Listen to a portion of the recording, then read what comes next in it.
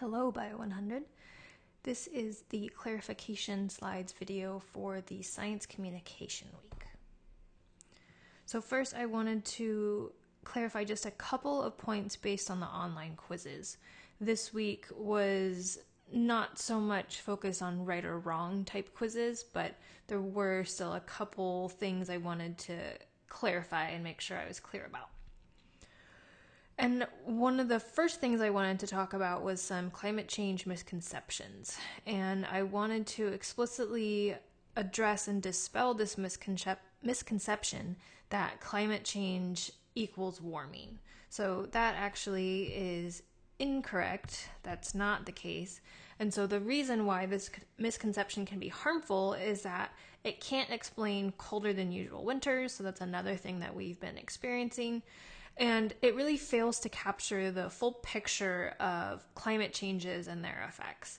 So if you think back to the regular versus rampant CO2 metaphor that we talked about in the online module, this has a lot of ocean acidification impacts. And if you're just thinking about climate change as being equal to warming, that doesn't take into account this ocean acidification. And this is something that I myself have had to adjust. So I have papers that I published when I was in grad school. I referred to climate change as global warming, which is really something we've moved away from, and now we call it climate change. So that's one of the reasons why I encourage you to think about it as more widespread climate change and not just warming per se. Another misconception is that climate equals yearly weather patterns. So that also is incorrect. And the reason why that misconception can be harmful is that it makes it harder to understand these long-term effects of climate change. So it really sets this time frame for thinking about climate at yearly increments. And I mention this because I've seen many students submit answers for reasons why or ways how climate change is affecting their lives, and they'll say, for instance, when I taught this last fall, we had a really warm October. So they would say things like, oh, it was 80 degrees in October. And so that's true, that did happen, but that's really focusing more on these yearly weather patterns versus this overall climate. And the other problem why thinking about climate as these yearly weather patterns, the other reason why that's harmful is that it really makes it difficult to think about climate change on this global scale. And it's really important to think about it on this global scale because it's such a huge global problem. So really it should be interpreted as a global systems problem that has local impacts. But it's really important to make sure we're always thinking about it within this broader global context. So that was it for the clarifications based on the online content. And then for the rest of this video, I wanted to answer some of your own questions that you still had about climate change after going through the module. One of you asked a good question, whether CO2 is the worst gas. And here I pulled these graphs to help answer that question. First of all, again, I want to emphasize that greenhouse gases isn't the best term to use. We should use heat trapping instead, like was talked about with that heat trapping blanket metaphor. So if we look at the image, the graph here on the left first, what this is showing is on the y-axis, the GWP, which is the global warming potential. So basically, how much these different gases can have the potential to warm the atmosphere. And on the x-axis are these different types of gases. And the way this graph is set up, it's all in relation, it's all relative to carbon dioxide. So carbon dioxide is the base point. And so what that means is that all of these other types of gases, methane, nitrous oxide, and fluorinated gases, all of those have in some cases, much higher. So fluorinated gases, they have a much higher global warming potential than carbon dioxide does. But if you look at the graph now, the pie chart on the right, what this is showing is how much each human-caused heat-trapping gas contributes to total emissions around the globe. And what this is showing is that even though fluorinated gases, for instance, have huge global warming potentials, the percentage of the overall emissions is really small for fluorinated gases. In contrast, the carbon dioxide makes up 76% of the overall emissions. So what this means is that even though as a single unit, carbon dioxide doesn't have as much global warming potential as some of these other gases, because we're emitting so much carbon dioxide, that's why all of this focus on climate change and climate change solutions focuses on the CO2 specifically. Another question was asked about the effect of ocean acidification on marine organisms. And so that's shown in this cartoon here on the right. In this top panel, it says oceans absorb carbon dioxide from the atmosphere. So like we talked about with the regular versus rampant CO2 metaphor, we have this rampant CO2 that's accumulating not only in the atmosphere and forming that heat trapping blanket, but also being absorbed by the oceans. And that's a problem in the oceans because what happens, if you've learned this maybe in your chemistry classes, we have carbon dioxide being absorbed by the oceans that reacts chemically with water, and the product of that is carbonic acid. And so this carbonic acid acidifies the ocean by lowering the pH, and it also has some more concrete effects on marine organisms that form shells and need those shells in order to live and survive. In the bottom panel here, what's shown is that this carbonic acid, in addition to just lowering the pH, what it does is it steals these carbonate that is needed by many marine organisms to make their shells. So what we have here is we have carbonic acid reacting with carbonate and forming this 2-bicarbonate. And so what that means is that normally we would have this carbonate in the water that's available for these organisms like coral, clams, urchins, mussels, to be able to use that carbonate to create their calcareous skeleton. But if you have a bunch of carbonic acid basically stealing that, this carbonate isn't available anymore for those animals to use, and so they don't have the building blocks that they need to make their shells. And that's a problem not only for those marine organisms, but also for us, for humans. So I often think about the effects of ocean acidification on coral reef ecosystems and marine invertebrates, because I'm a marine biologist, so I am biased and care about that a lot. But when you're talking to the broader public, it's important to remember that these ocean acidification effects also have negative impacts on us, on humans. And that happens in a couple different ways. One of them is that a lot of the food we eat, like shellfish, for instance, they actually, again, require that calcium carbonate to make their shells. So what's shown in this image here is oysters. Oysters are one example of a shellfish that requires carbonate to make their skeleton.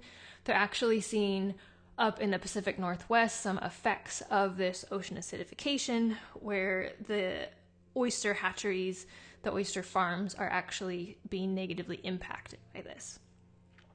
Another thing to think about is not only how the organisms we directly eat are affected by ocean acidification and climate change, but also the broader food chain ramifications. So in addition to eating shellfish, a lot of us eat fish as well. It's an important food source for the world. So the fish themselves aren't necessarily affected by this inability to make their shells, but there are smaller organisms like these things called pteropods that are these small snail-like things that you might think, well, why would I care about that? If that can't make its shell, it won't affect me. What happens is those pteropods are normally food for the fish that we do eat. So if there are no more pteropods, that means that there can be no more fish, less fish available for us to eat. And then, as I said, ocean acidification is affecting ecosystems like coral reefs. In addition to food, like we've already talked about, another way that coral reefs are really important for us as humans is their potential source of medicines. So what I'm showing here is this drug called cytarabine that's shown here. And this drug was synthesized based on compounds that are called these natural products that they've found in nature, and based on the structure of those natural products, they've produced this drug that actually is being used as an anti-cancer drug. So in this bottom panel here, it's showing how that drug actually works to inhibit DNA duplication, transcription, so it actually inhibits cancer. And so you may be able to guess this if you don't know already based on what I said before, but where do you think these compounds were isolated from? These compounds that they originally were inspired by to create this anti-cancer drug. It's from this marine sponge that's found on coral reefs. So again, these ocean acidification affects not only the ecosystems, but also us as humans by affecting our food sources and also affecting our potential sources of medicine. Another good question that someone asked is whether there are other metaphors in addition to the heat trapping blanket and regular versus rampant CO2 metaphor that we talked about.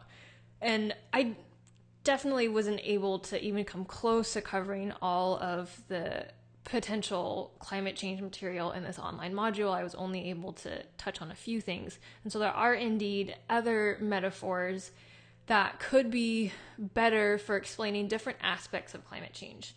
So I know a comment that Taylor made that was very true. She said some of these metaphors are hard. I can't explain using the heat trapping blanket some of these other ocean acidification effects. And that's absolutely right. And so if you did want to explain ocean acidification, you might be able to use one of these other metaphors like osteoporosis of the sea.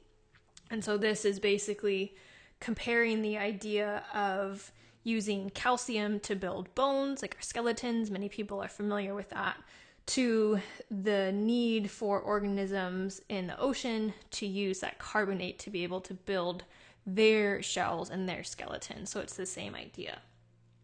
So the story that you're telling here, if you're using this osteoporosis of the sea metaphor, is that ocean acidification is a change in the chemistry of the ocean, causes osteoporosis of the sea, which prevents animals at the bottom of the food web from building and maintaining their protective shells they need to survive. So again, using this comparison with a simpler concept that people are likely familiar with to explain something more complicated like ocean acidification. Another good question is whether or not what we're seeing right now in terms of climate change is reversible or not. And so what I'm showing here is an image of a headline from a United Nations meeting. If you notice the date, this was just about a year ago. And what the headline says is that we only have 11 years left to prevent irreversible damage from climate change. And so what this means is that when we talk about climate science, there are what they call these tipping points, where essentially if we get past a certain point, it is irreversible and we can't go back to the way things were before. We haven't reached that tipping point yet.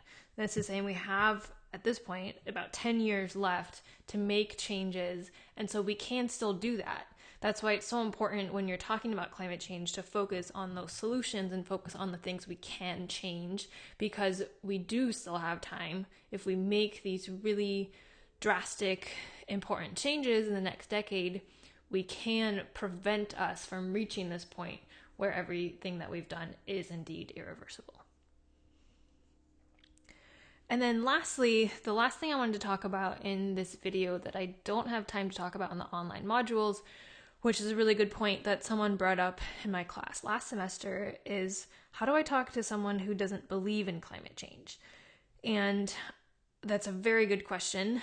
And everything that I've explained in the modules is kind of assuming that even though people might not have the scientific background, they're going to be at least generally accepting of the fact that climate change is happening. And so the answer to this question of how do I talk to someone who doesn't believe in climate change depends on how receptive that person is or is not to what you're saying. And so I'll go through a couple different strategies.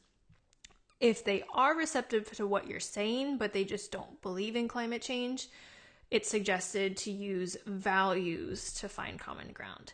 And again, these aren't, I didn't know the answer to this, I had to look it up, but this is again based on recommendations from Noki and those kinds of things. So if people are receptive to what you're saying but don't believe you, use values to find common ground. I'll provide an example of that in a minute. And then if the person is combative and they really do not want to listen to what you have to say, you can use a technique called bridge and pivot, which I'll also go over in a minute. So we'll start explaining this. So assume the person is receptive to what you're saying. In that case, you would want to focus on values to find common ground. And this idea of using values to find common ground gets back to this idea of we're all humans, right? So we all are human. We have these common values and ideals that we hold up as important. And one of the values that you can appeal to is protection. So if we look here on the right, the value is protection, and the story that you're telling is that we must protect people and places from being harmed by the issues facing our environment. And so some of the concepts and ideas that are included in this focus on protection is that we must protect and preserve the habitats we depend on. Showing concern for the welfare of others is the right thing to do, so it also kind of appeals to this sense of morality. As protection, we should ensure people's safety and well-being. We should eliminate risks. And also this sense of urgency, right? So as we talked about just a couple slides ago, we only have 10 years before this becomes irreversible. This is a really urgent problem. So let's safeguard habitats and people.